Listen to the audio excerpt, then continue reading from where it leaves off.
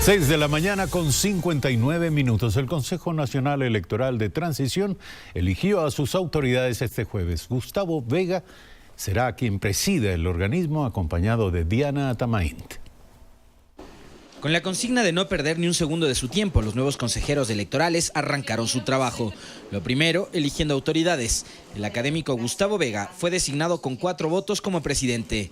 Él evitó votar por sí mismo. Me honra sobremanera presidir este máximo organismo electoral, conscientes de la transitoriedad del mismo. Lo acompañará como vicepresidenta Diana Atamaint, ingeniera comercial de profesión y a quien se la conoce por su pasado como legisladora de las filas de Pachacutic. No les fallaremos y que la voluntad del pueblo ecuatoriano expresado en la consulta popular pasada será llevada de forma responsable, ética y con amor a la patria. Como parte de sus primeras medidas está el revisar las resoluciones aprobadas por el Consejo Electoral cesado en funciones. Las mismas que han sido denunciadas públicamente como inconstitucionales y violatorias de derechos fundamentales. También se ha solicitado a la Contraloría el ejecutar un examen de auditoría a los gastos y contratos firmados en el pasado, con el propósito de que cualquier irregularidad que se hubiese cometido sea sancionada. Considerando la etapa de austeridad que vive el país, se analizará el presupuesto destinado para las próximas elecciones seccionales, previstas para marzo de 2019. Alexis Moncayo, Telediario. 7 de la mañana en punto. Gracias, amigas y amigos, por seguirnos en todo el territorio ecuatoriano a través de las pantallas de Ecuador TV y Gamavisión y desde cualquier lugar del mundo a través de nuestras redes sociales. Gustavo Vega, flamante presidente del Consejo Nacional Electoral Transitorio, nuestro primer invitado en Primera Impresión. Buenos días, muy amable. Gracias por estar aquí.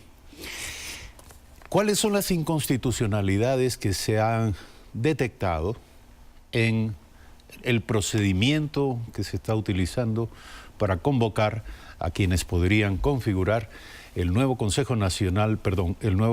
de Participación Ciudadana definitivo?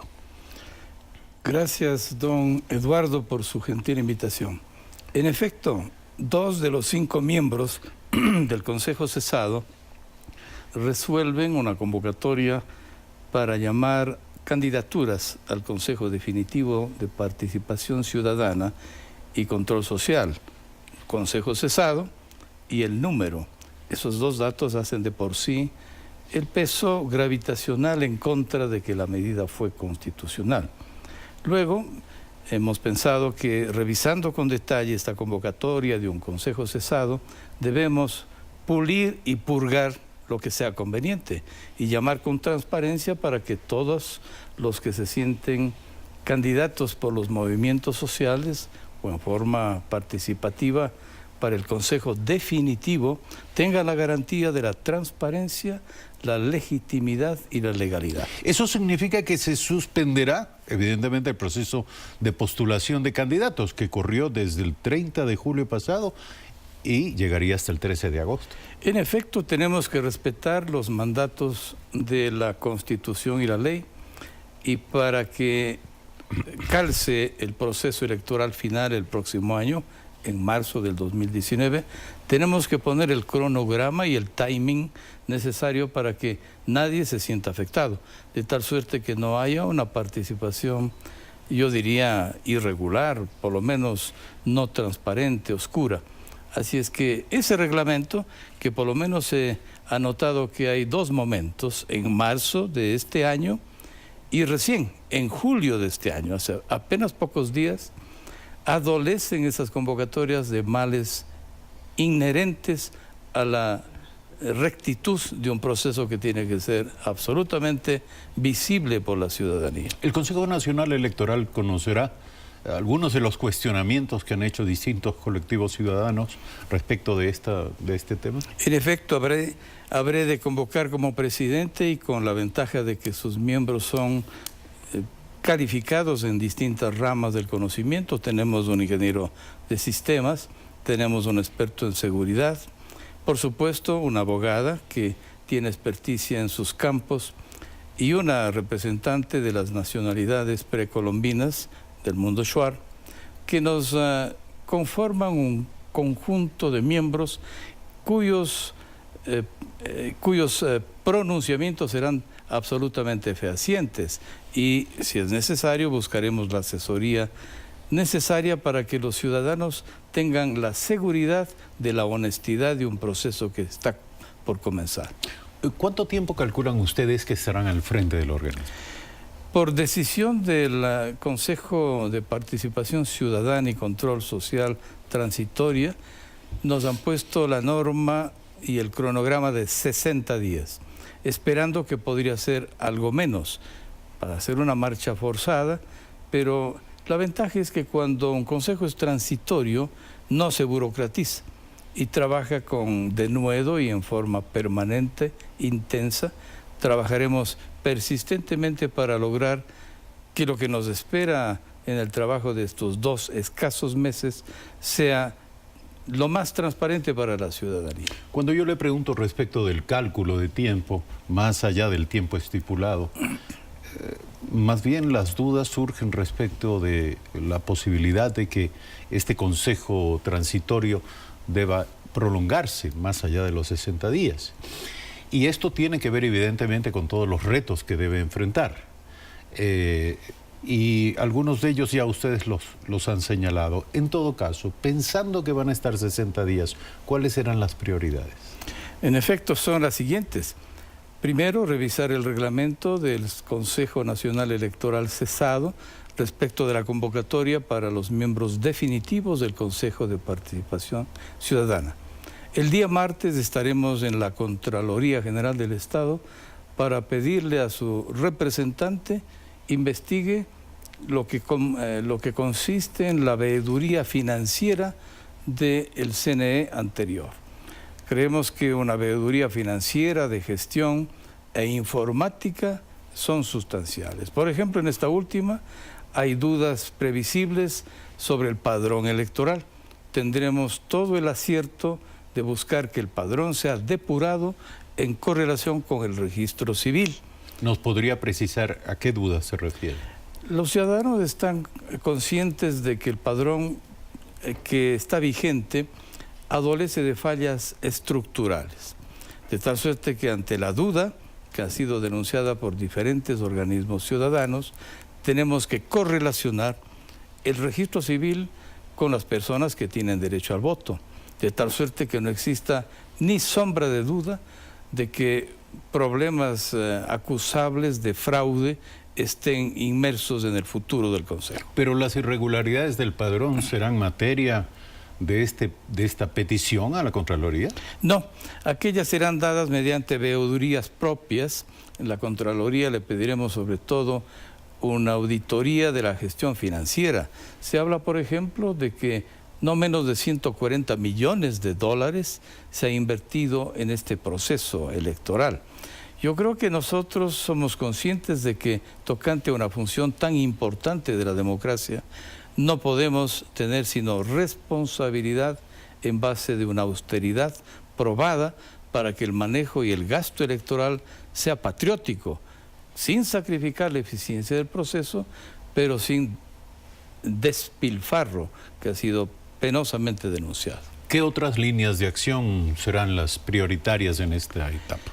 Buscaremos también resarcir, reparar daños a colectivos sociales, a organizaciones sociales que han sentido que fueron injustamente marginados de un proceso electoral. Algunos movimientos y partidos han denunciado que cumplieron con las exigencias legales para inscribir su partido, su movimiento, y que no se cumplieron todas las reglas del juego.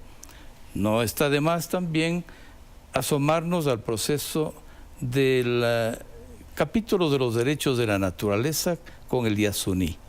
Se ha dicho con mucha solidez que la negativa a la consulta popular para el Yasuní no fue precisamente legal ni legítimo.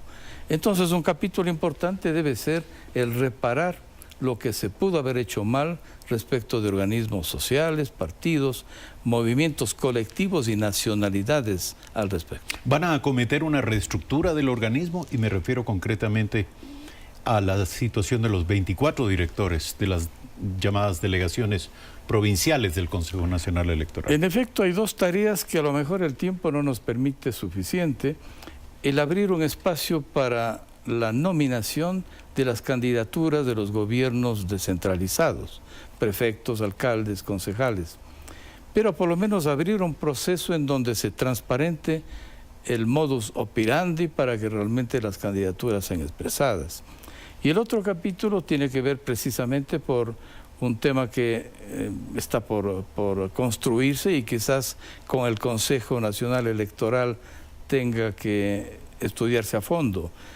Sin duda que hay que observar las delegaciones provinciales del Consejo Nacional Electoral, pero también vamos a observar la burocracia en la misma. Tenemos información, por ejemplo, que solo en Quito hay 3 sedes en donde una carga burocrática que desalienta la austeridad fiscal está en proceso, de tal suerte que tenemos que buscar optimizar los recursos humanos sin sacrificar para nada los derechos fundamentales de los trabajadores y empleados, pero buscando un baño de transparencia para la ciudadanía. Como vocales del Consejo Nacional Electoral Transitorio, ¿cómo conciben ustedes su aporte para la definición de términos y de requisitos para la designación de vocales del Consejo Nacional Electoral definitivo?